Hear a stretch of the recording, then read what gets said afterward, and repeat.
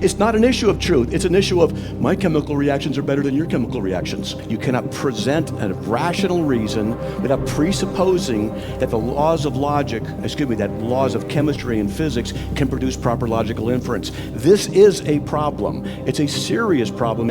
Acknowledge that it's not an affirmation that God doesn't exist, and so later you said it was. The issue is the physical brain. Yeah, and they're outside of ourselves. Correct. The physical, oh, there you go. Except they don't exist as yes, things. yes. He's they are moving not, towards my they side. are not Theism. contingent upon any individual's thought. They don't exist as a thing. That's the position, and you're not tackling that particular position. You jump into the area where we both basically agree. Saying you can account for it, don't make it so. Hey, there goes your brain chemicals reacting again, saying stuff. Really? I have to make this point. This is what you're saying. Evolution is concerned with survival, not truth or rationality. Do you deny that you're a consequentialist then? You don't deny it? Okay. But what I'm denying here is the foundation by which you claimed knowledge, which is substantive to the debate when you start claiming that we have no foundation. What the I point didn't say is, you have no foundation. Really? I said secular humanism is self-refuting in various issues. Why? And that you cannot trust your brain if you're a naturalist. How do you know that? Well, I explained it.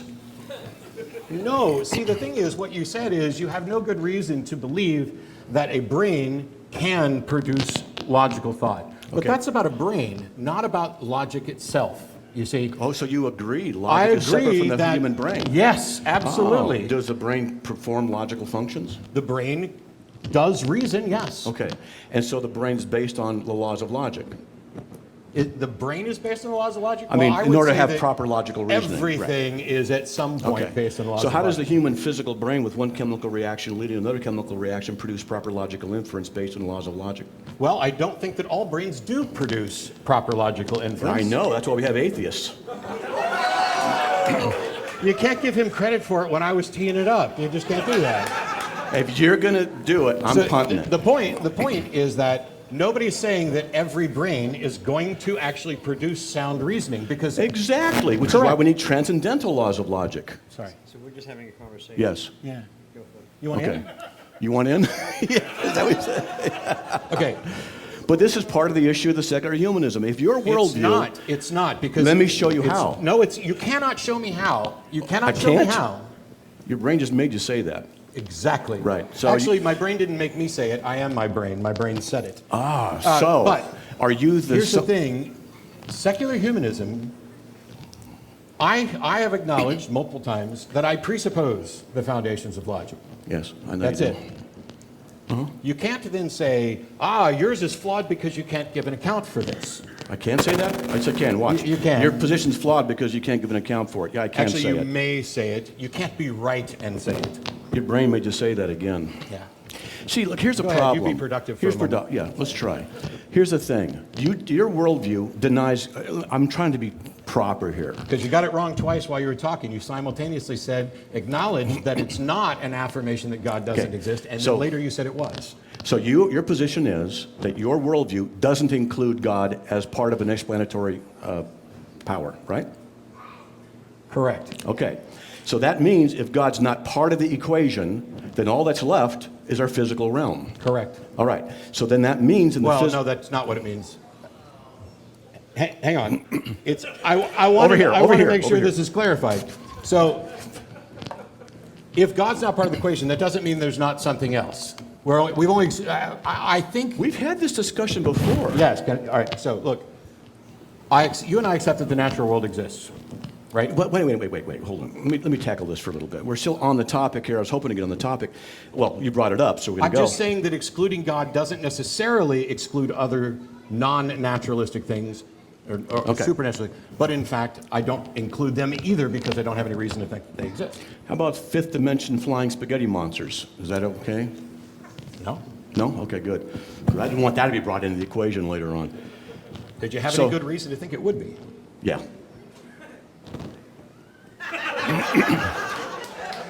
Actually, from you, I'm going to give him a compliment. Because in all seriousness, a lot of atheists will bring that up. He doesn't really do that kind of stuff. He's a cut above. I'm going to give you a little compliment on that. I expect more out of you. Gee, thanks. Yeah, gee, thanks. Yeah. No, he's supposed to say, aw, shucks. Yeah, that'll be better. Well, you're a cut above Cy Tenberg and Kate. Oh, well. Okay, can we just get back to fun now? Aw, shucks. Who is watching on the live stream? Oh, hi, Cy. Love you. Love you, Si. All right. I don't know. I'm not a brain. Since your worldview does not include God as part of the equation, then since there's only two things to work with that we can even talk about, the natural world, which you said we know, and there's nothing that we can use as a method to determine the supernatural, we're left with the natural. So your worldview necessitates the working of the natural. Yes. Therefore, I'm working within that. The worldview of the natural has the physics, laws of chemistry, etc. Our brain works on physics, laws of chemistry, etc. How does a physical brain therefore produce proper logical inference if one chemical state loses another chemical state, and that's what our brains are? So, like I said, there's no guarantee that any particular brain is going to actually reason correctly. And what I will say is that logic is not something that is, or the foundations of thought aren't something that are produced by a brain. They are truths that we recognize. They are the truths demonstrated by a simple Venn diagram that something is either A or not A. That's it. You're not answering the question. Okay, the question is, how can a brain produce logic? How does a brain restricted to physical laws of chemistry and physics? I'm just going to use motion, matter, chemistry, physics. How does that produce proper logical inference? As you said, which I think is very interesting, is not dependent upon the human brain. I totally agree with you. Well, then that means your brain, my brain are different brains. We can't use your brain or my brain to be the standards of logical inference. We can't. We both agree. We both make mistakes. We're both not perfect in our logical thinking. What do we point to? We apply to something else these laws of logic. Now, the issue is Correct. the physical brain. Yeah, and they're outside of ourselves. Correct. The physical. Oh, there you go. Except they don't exist yes, as things. yes. He's They are moving not, towards my they side. are not Theism. contingent upon any individual's thought. They don't exist as a thing. So my question is, how does the physical brain, where one chemical state relates to another chemical state or changes to one, how does it produce proper logical inference? Does it? Can it? Can it? Yes. Otherwise, we How would you know? Because we can recognize it through the logic that we just talked about. So, Wait a minute. If your brain's saying that, and that's all that is of physical chemicals, you can't say that to be true. Because you don't know if your brain's saying that is right. You're just saying that. This is the real issue here, and this is truth. What's the definition of truth according to you? Well, look, the issue No, if here... you're going to make truth and logic the foundation of it, we ought to get this out. Truth is that which corresponds to actuality and or logic. Okay, so we agree on what truth is. And so if truth is what corresponds to actuality and logic, then when a brain reasons, you take the output of that and see if it correlates with logic and with the facts of reality and reason. But the problem is, if you are in a cage of physical chemical reactions, you cannot ascertain whether or not those conclusions properly relate to the truth. So the assessment doesn't have to be done solely, which is why science relies on independent affirmation. Now, you can say, and I will agree, at the end of the day, maybe all of us are wrong. And you know what? I agree. It's not impossible that we could all be wrong. But the question is, I see no way around that problem. I am stuck dealing with the reality that I deal with on its rules, under my understanding. And it seems to me that so is everybody else. The people that I interact with, they use logic and reason. We come to agreement on things. We actually point out where something is in conflict with logic. And if your answer to that is to say, hey, that's just a brain bubbling up the claim that it's in conflict, that you have committed a fallacy, and it's just Zach's brain that is bubbling up in agreement with me that you've committed a fallacy, and all these other brains, and therefore all you're doing is denying that truth is accessible at all. And your solution, you don't have a solution. Yes, I do. Okay. Yeah, I do. Please tell us your solution. But we're still on this. Well, you see, I think you're squirming a little bit, and you're trying, and I understand that. You're an atheist, and your worldview restricts you from being able to think through this, other than me just responding by saying, your brain made you say that. You see, you're the one who says... That's the answer of somebody who's not squirming. Your brain made you say it, your brain made you say it. No, that's just a logical necessity of your position. If your brain is nothing more than physical chemical reactions, no matter what you say, I can respond with, your brain made you say that. There is no way to determine truth if chemical reactions lead to other chemical reactions. That doesn't mean truth. You yourself said you got to appeal to something outside of yourself, Yes. which means Brains are capable of appealing to things outside of themselves. you're abandoning your own naturalism. No, I'm not. Yes, you are. My naturalism does not preclude the fact that Zach is there to tell me that I'm wrong. It doesn't preclude the fact that you're outside of me to tell me that I'm wrong. That's fine. That's part of naturalism. That's fine, but that's not the issue. The issue is the laws of logic, which are not dependent upon physical brains. Correct?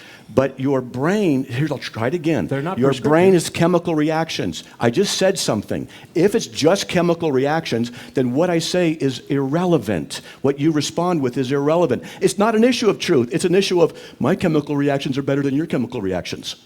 No, it's not. It's about my demonstration of consistency with the logical absolutes, and the facts of reality are more reliable than yours. That's not true. You see, I'm trying to tell you, I'll go over it again and again. Your No, physical what you're doing brain. is you're demonstrating that you can just flat out deny something. I'm not denying the laws of logic. You can deny something by saying that's not true. What am I But denying? as you said in your talk, something's not true just because somebody says so, and you merely saying that that's not true. If I demonstrate to you a logical fallacy in an argument, and you're in agreement that there's a fallacy there, have we gotten to the truth? Well, the only truth we would have agreed on is that there was a logical fallacy. But, okay, so we've agreed that there's a logical fallacy, right? Yeah. And we don't also agree that the foundations of reason, identity, non-contradiction, excluded middle, are what dictate that particular fallacy? No problem. No problem. Agree. Sure. So you and I are in agreement that there's a logical fallacy. And you're saying that we can't that we can't say that under my worldview. Yes. Okay? No, you can. No, let me correct. You can say it. I'm not going to play that little game. Yeah. Okay.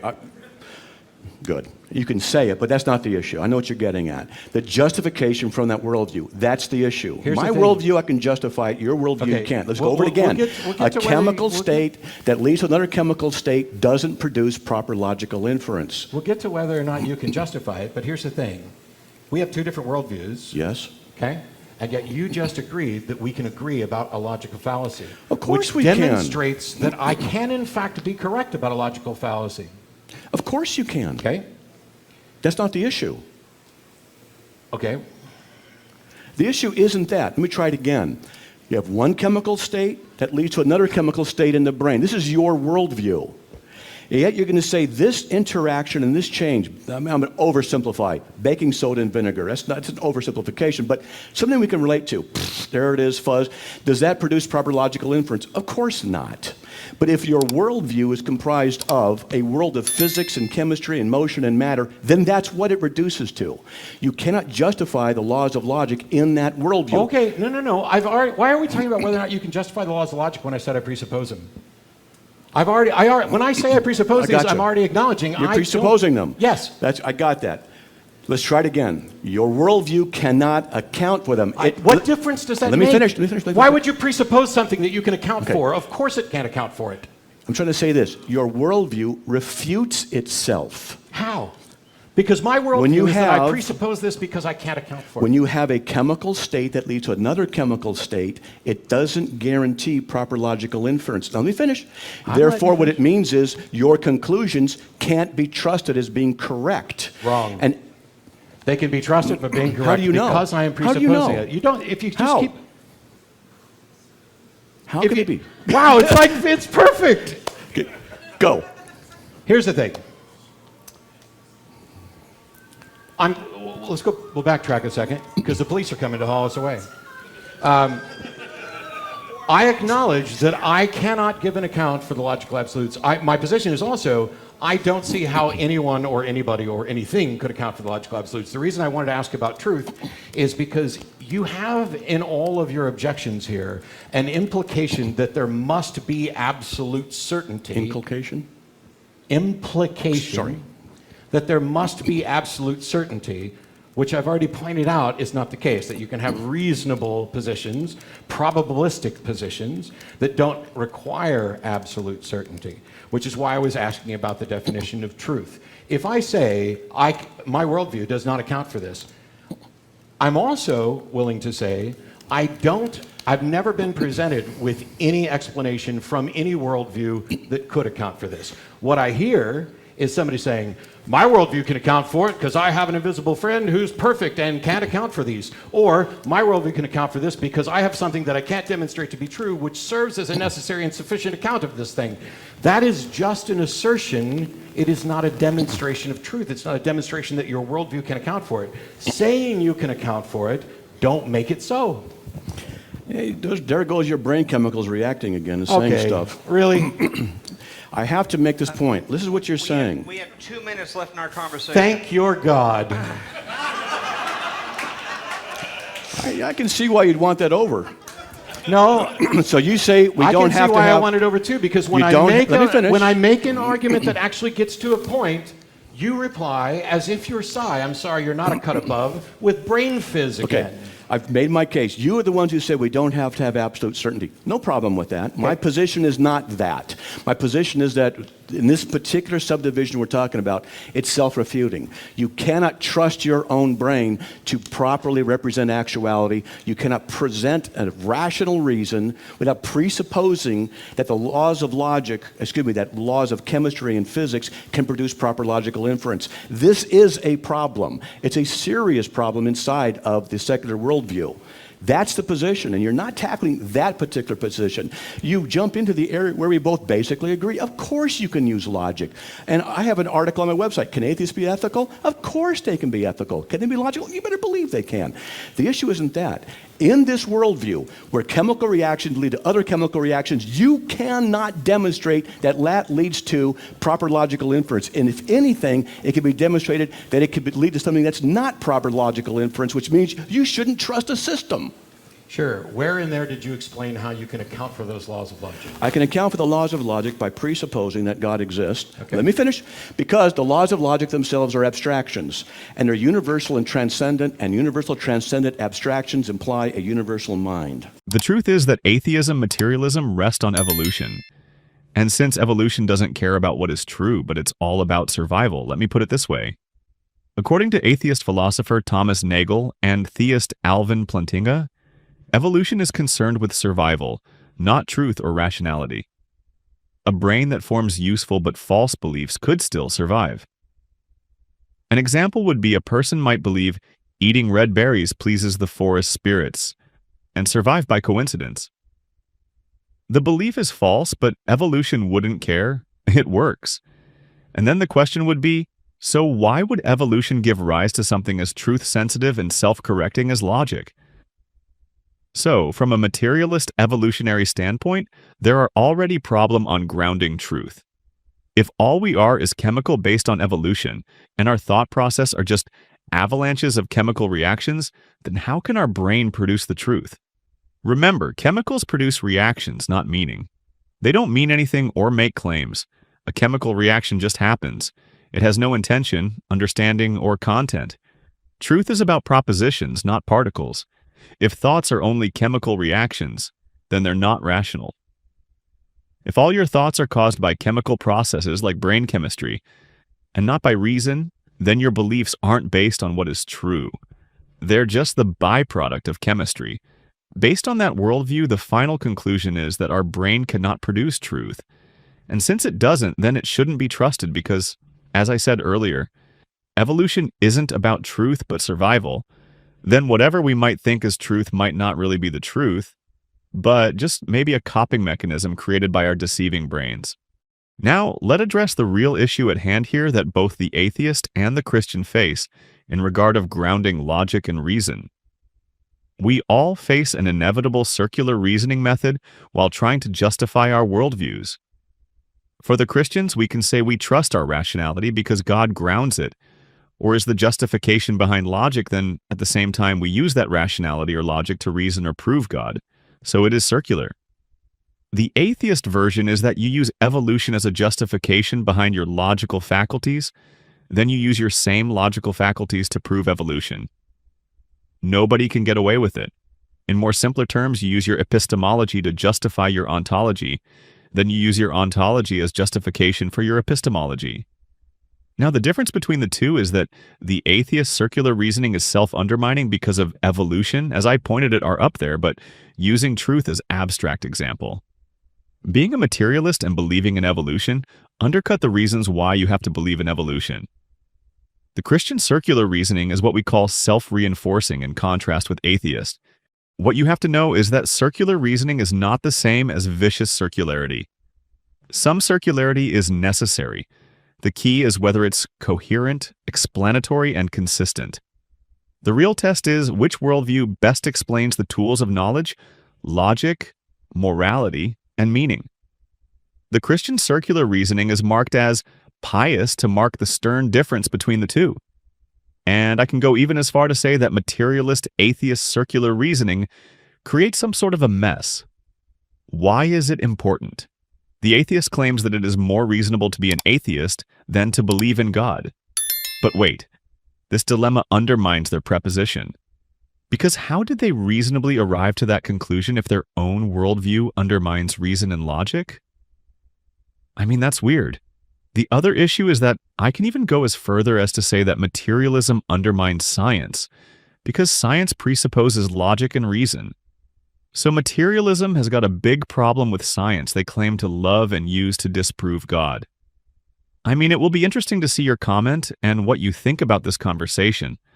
I would conclude then by saying that God is even a better justification to do science, since he is a better grounding for it. If you are not a Christian, I would tell you that there are many good historical proof to believe in Jesus. Christ. Life without God is ultimately meaningless. I will see you in the next video, and may God bless you.